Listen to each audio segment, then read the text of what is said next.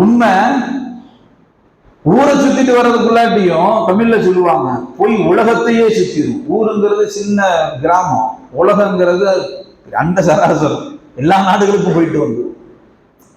ஏன் அந்த வார்த்தையை சொல்லுகிறார்கள்?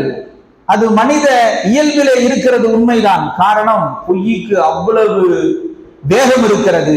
ஆனால் வெற்றி என்பது உண்மைக்கு இருக்கிறது என்பதால் தான் பெருமானார் ரசூலுல்லாஹி ஸல்லல்லாஹு அலைஹி வஸல்லம் சொன்னார்கள், சிறுக்கு, நீங்கள் உண்மையாக இருந்து பாருங்கள், பழகி பாருங்கள், செய்து பாருங்கள், எஹ்தி இலல் பர்ரி, அது நன்மையின்பால் உங்களை அழைத்து செல்லும்.